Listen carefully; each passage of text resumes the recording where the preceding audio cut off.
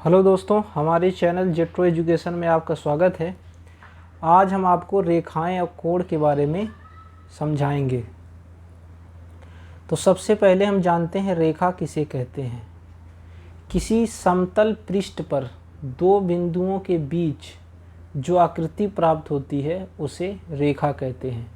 ये आपका है समतल पृष्ठ, इसमें दो बिंदु के बीच जो आकृति प्राप्त होती है उसको हम रेखा कहते हैं।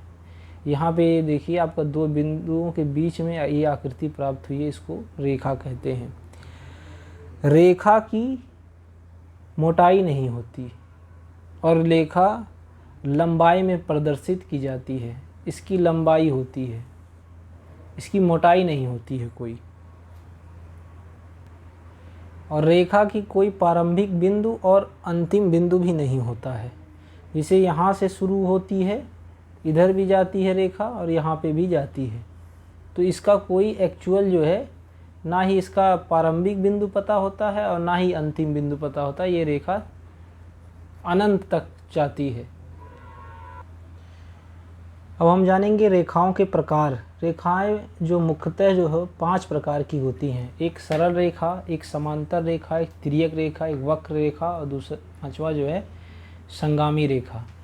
सरल रेखा क्या होती है? सरल रेखा जो होती है दो बिंदुओं के बीच जो है बिना दिशा बदले चलती है, उसको हम सरल रेखा कहते हैं।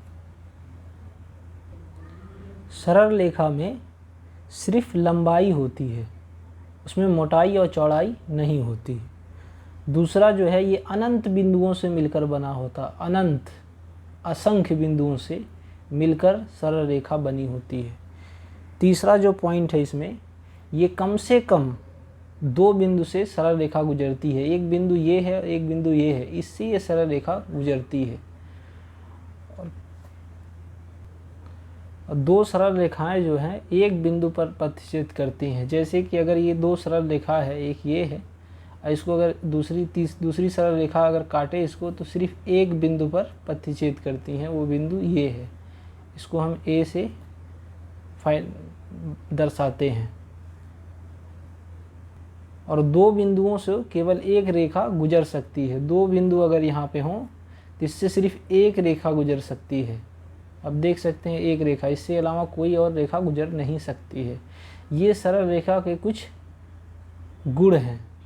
दूसरा जो है आपका रेखा वो समांतर रेखा है। समांतर रेखा दो रेखाएं जब एक दूसरे को कभी नहीं काटती है, उनके बीच की दूरी हमेशा बराबर रहती है, तो उसको समांतर रेखा कहते हैं। जैसे एक रेखा ये है, दूसरी रेखा ये है, इनके बीच का जो डिस्टेंस है वो हमेशा बराबर होगा।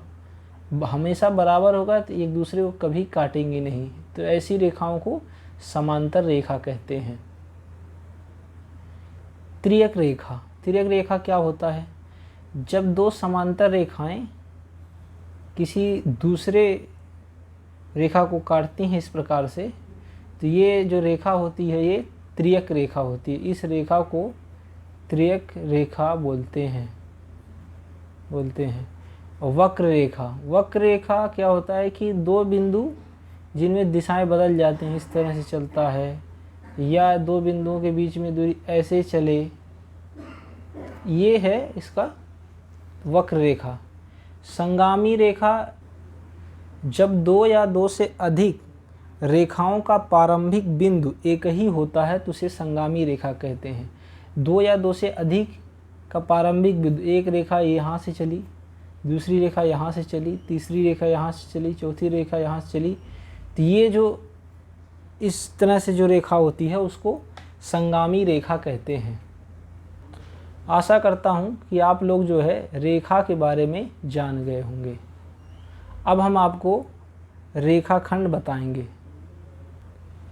रेखाखंड जो है किसी रेखा का वह भाग है जिसके दो अंत बिंदु हों। जैसे मान लीजिए आपका ये एक रेखा है, इसके दो अंत बिंदु हों। एक बिंदु यहाँ पे है, दूसरा बिंदु यहाँ पे है।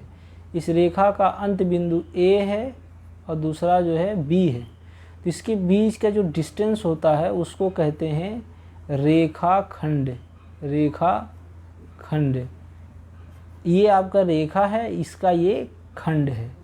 तो इसको रेखा खंड कहते हैं। अब हम जानेंगे किरण किसे कहते हैं।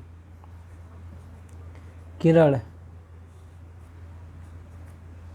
वह रेखा जिसका एक अंत बिंदु होता है उसको किरण कहते हैं। अब जैसे मान लीजिए यहाँ पे अगर एक इसका अंत बिंदु है, उसके बाद ये रेखा आगे बढ़ती जाए तो इसको हम किरण कहते हैं। रेखाखंड को ए बी बार से डिनोट करते हैं और किरण को ए बी एरो से डिनोट करते हैं। लेकिन इस चैप्टर के अंदर सभी को, चाहे वो किरण हो या रेखाखंड हो, सबको ए बी से डिनोट करेंगे। कोण क्या होता है? जब दो किरण, एक आपका किरण ये है ए, दूसरा किरण ये आपका बी है, जब दो किरणें एक ही बिंदु से प्रारंभ होती हैं, अगर ये आपका बिंदु हो और यहीं से ए इधर से जाए और दूसरा बी इधर से जाए, ए किरण और दूसरा ये बी किरण, तो इसके बीच में कोण बनता है, कोण बनता है। इसका इस्तेमाल होगा इस चैप्टर के अंदर। इसको कहते हैं शीर्ष, इसको शीर्ष कहते हैं। ये है भुजा, भुजा, इस दोनों को भुजाएं कहते हैं।